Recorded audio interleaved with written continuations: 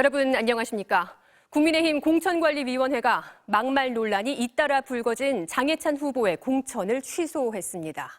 광주 5.18 폄훼 발언으로 공천이 취소된 도태우 변호사는 무소속 출마를 선언했는데 당내에서도 사과의 진정성이 의심된다는 비판이 나왔습니다. 손하늘 기자가 보도합니다. 국민의힘이 막말 논란을 일으킨 장해찬 후보의 부산 수영 공천을 취소했습니다. 당 공천관리위원회는 국민 정서에 반하고 공직 후보자로서 부적절한 발언이 상당수 확인됐다며 공천 취소를 의결하고 재추천하겠다고 밝혔습니다. 이른바 난교 발언을 시작으로 서울시민 교양 수준 비하, 동물병원 폭파 등 장 후보의 부적절한 발언이 줄줄이 확인되면서 막말 논란은 커졌습니다. 공관위는 어제 회의에서 장시간 논의한 끝에 막말 논란을 매듭 져야 한다고 결론 내렸고 장 후보가 별다른 거취 결정을 하지 않자 결국 공천 취소를 발표한 것으로 알려졌습니다. 장해찬 후보자에 관해서 논의가 있었습니다. 국민의 눈높이에 맞는 그런 고민을 하고 있습니다. 이로써 공천이 취소된 국민의힘 후보는 김현아, 박일호, 정우택, 도태우 후보에 이어 장 후보까지 5명으로 늘었습니다. 광주 5.18 폄훼 발언으로 논란을 일으킨 도태우 예비 후보는 공천 취소에 반발해 탈당하며 무소속 출마를 선언했습니다. 도 예비 후보는 대구 중남구를 보수의 심장으로 되살리는 일에 앞장서겠다며 국회의원이 될 수 있도록 격려와 지지를 달라고 밝혔습니다. 도 후보의 무소속 출마에 당 내에서도 사과의 진정성을 의심하게 만든다, 사익에 눈이 멀어 총선 승리를 저버린 행태라는 비판이 나왔습니다. 이종섭 호주 대사 논란을 두고는 수도권과 호남 지역 출마자 일부가 자진 귀국해 공수처 수사를 받으라는 공동 입장문을 발표하는 등 여당 내 비판도 커지고 있습니다. 주로 험지 출마자인 이들은 이 대사가 해병대 최상병 사망 사건의 핵심 피의자라며 정파적 차원의 문제가 아니라고 강조했습니다. 한동훈 비상대책위원장은 오늘 수도권 접전지인 경기 오산과 평택을 찾아 이재명 민주당 대표와 조국 혁신당 대표를 후진 세력으로 규정하며 국민의힘 지지를 호소했습니다.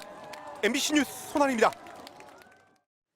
더불어민주당이 정봉주 전 의원의 공천을 취소한 서울 강북을에 차점자인 박용진 의원을 승계 공천하지 않고 한 번 더 경선을 치르기로 했습니다. 다만 김부겸 공동선대위원장이 반박에 나서면서 내부 갈등으로 번지는 모양새인데요. 김 위원장은 양문석 후보의 막말 논란에 대해서도 다시 검증해야 한다고 지적했습니다. 신재웅 기자입니다. 민주당 최고위원회는 심야 회의 끝에 정봉주 후보의 공천을 취소한 서울 강북을에서 전략 경선을 하기로 결정했습니다. 차점자이자 이 지역 현역인 박용진 의원을 공천하지 않고 다시 경선을 하는 겁니다. 이재명 대표는 정봉주 후보 공천 취소에 안타까움을 드러내면서 승자와 패자만 있을 뿐 2등은 없다고 했습니다. 정말로 살점을 뜯어내는 심정으로 불가피하게 저희가 공천 결정을 취소했습니다. 차점자가 우승자 되지 않습니다. 다만 박용진 의원도 경선에 참여할 수 있다고 했습니다. 하지만 김부겸 공동선대위원장이 즉각 반박에 나서면서 박용진 후보 공천 승계 여부가 선대위 내부 갈등으로 번지고 있습니다. 김 위원장은 결국 박용진은 안 된다는 결정으로 이해될 수 있다며 수도권 선거 전체에 미칠 영향이 심히 염려된다고 비판했습니다. 김 위원장은 노무현 전 대통령을 실패한 불량품 등으로 원색적으로 비난한 양문석 후보의 막말 논란에 대해서도 다시 검증해야 한다며 당이 공식 선거운동을 앞두고 가장 큰 위기에 빠졌다고 지적했습니다. 양 후보를 놓고는 노무현 재단 이사장인 정세균 전 총리가 모욕과 조롱을 묵과할 수 없다며 당의 결단을 촉구한 데 이어 이광재 후보와 임종석 전 대통령 비서실장의 비판이 이어지고 있어 또 다른 계파 갈등 요소로 떠오르고 있습니다.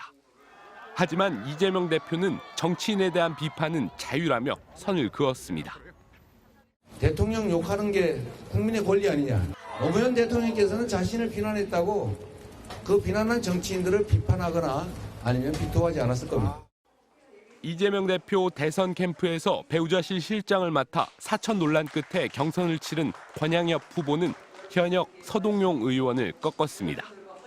이 대표는 오늘 추미애 전 법무부 장관이 출마한 하남 등 수도권 유세에 나서 정권 심판론을 강조했습니다.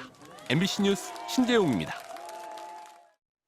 이틀 전 MBC는 잘 들으라면서 정보사에 언론인 회칼 테러 사건을 언급했던 황상무 대통령실 시민사회 수석. 파문이 커지자 오늘 언론인과 사건 피해자 유가족 여러분께 사과한다고 밝혔습니다. 사퇴에 대한 언급은 없었습니다.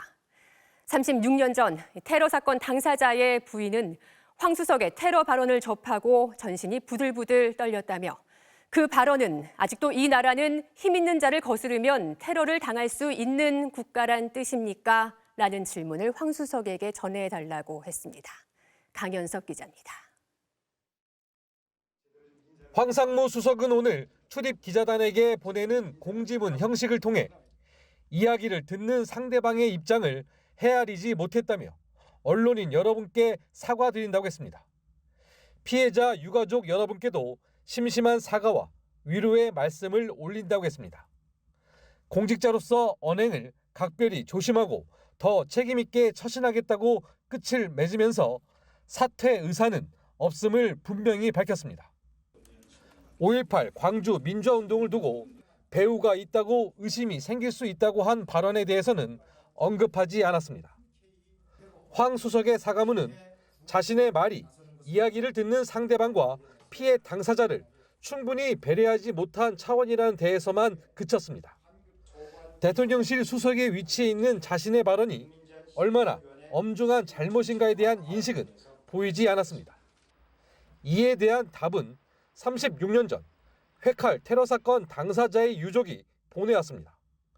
고 오은근 기자 아내인 송명견 전 동덕여대 교수는 보도를 접하고 전신이 부들부들 떨리고 가슴이 뛰어 정신을 차릴 수가 없었다고 했습니다.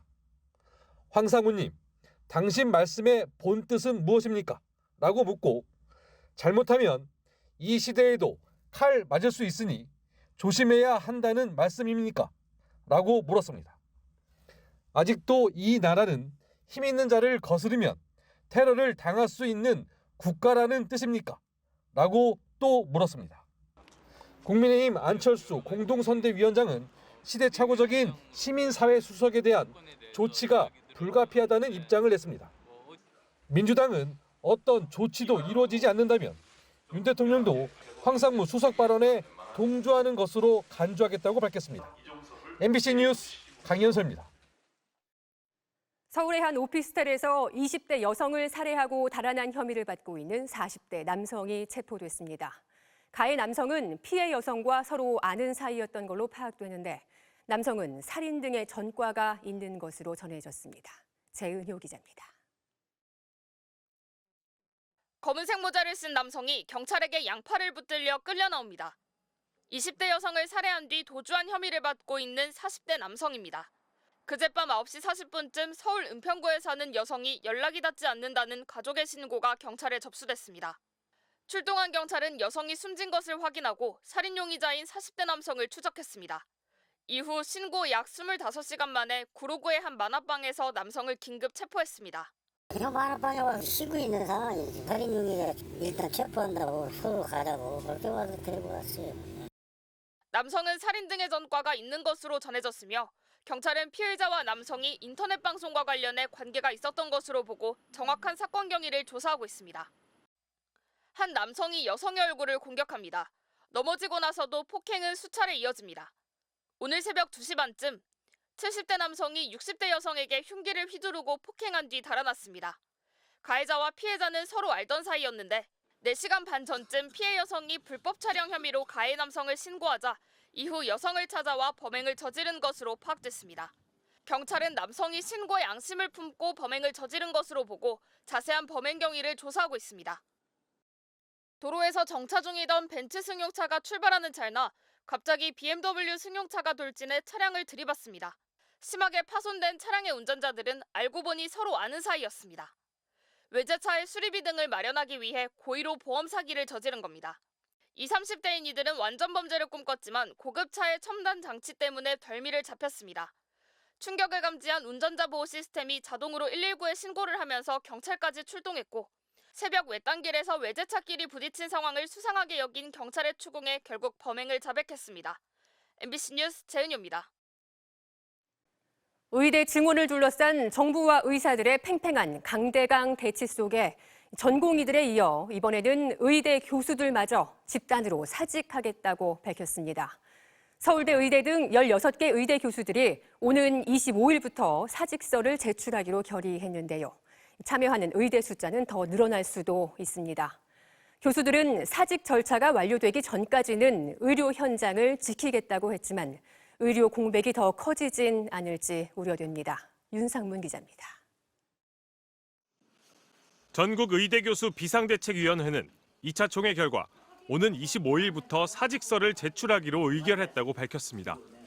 2차 총회에 참석한 대학은 전국 40개 의과대학의 절반인 20곳, 이 중 서울대병원, 아산병원과 연계된 서울대와 울산대 등 16개 의대 교수들은 집단 사직서 제출을 최종 결정했고 연세대와 부산대 등 나머지 4곳도 현재 진행 중인 내부 조사에서 찬성이 많으면 25일부터 사직서를 제출할 방침입니다.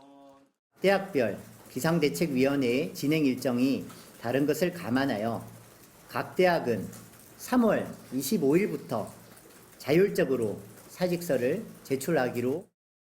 또한 정부와 의사단체의 협의를 위해 정부가 먼저 2,000명이라는 의대 증원 규모를 풀어야 한다고 주장했습니다. 전공의들의 이탈 공백을 맡고 있는 의대 교수들이 집단 사직서 제출을 결의하며 정부의 비상진료 체계는 차질이 우려되는 상황입니다. 이 같은 우려의 의대 교수들은 사직서를 내더라도 사직이 완료될 때까지는 의료 현장을 떠나지 않겠다고 강조했습니다. 특히 응급실과 중환자실 진료는 할 수 있는 선까지 최선을 다해서 사직서가 완료되기 전까지 지킬 생각입니다. 전공의들의 이탈이 4주째 진행되는 가운데 좋은 공공병원 만들기 운동본부 등 40여 개 노동 시민단체들은 집회를 열고 현 사태의 책임은 정부와 의사 모두에게 있다고 비판했습니다. 정부와 의사들의 대립 속에 시민들의 불안과 의료 공백이 심각해지고 있다.